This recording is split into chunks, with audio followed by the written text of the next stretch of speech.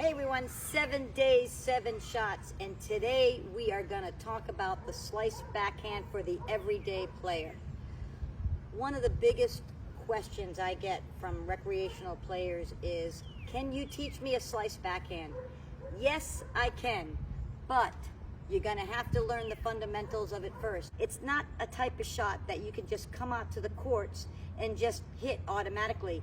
There's some technicalities to it, there's some grip changes, and it's a little bit more technical than your average stroke.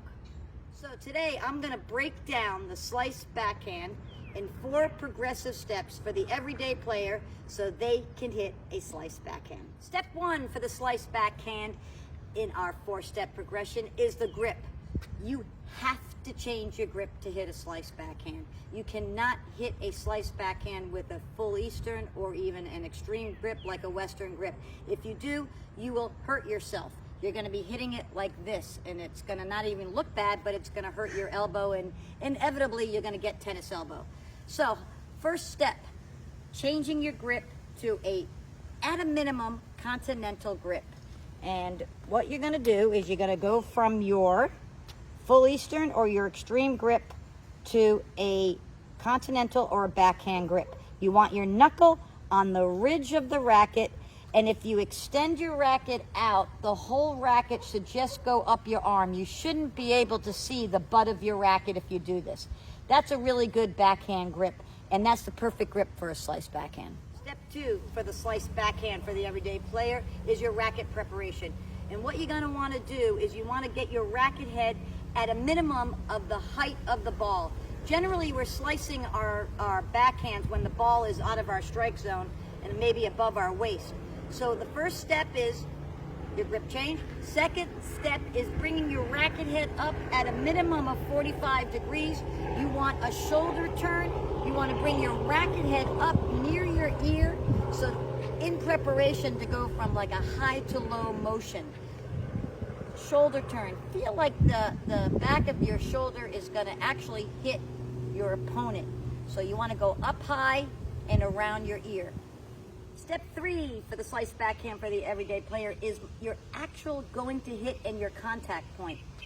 Step 1, we got our grip change, Continental to backhand. Step 2, we have our racket preparation up high and around our ear.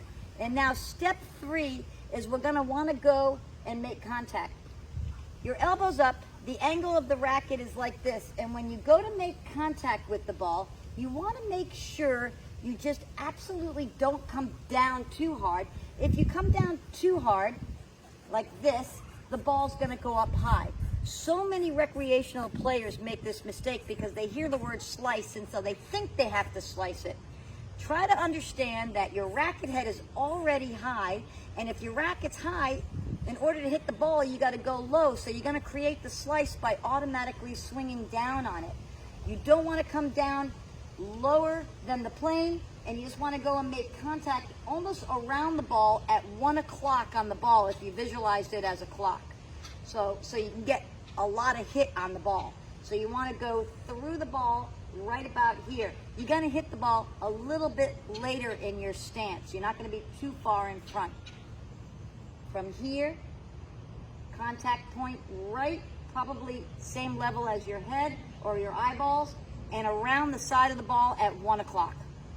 Step 4 of the slice backhand for the everyday player is the follow through. And this is so important because if you don't follow through properly and you lose control, you're going to lose control of the whole shot. So just to go over it, step 1, Continental grip, backhand grip.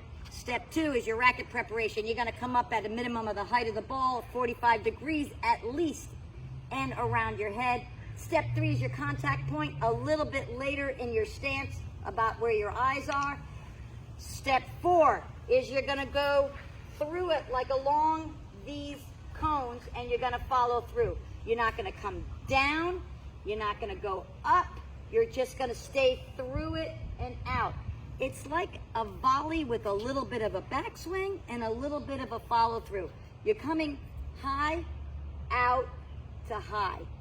High, out to high. If you go too low, the ball goes too high. The angle of the racket creates the spin. You don't have to try to put spin on it. It's going to do it automatically if you maintain the plane.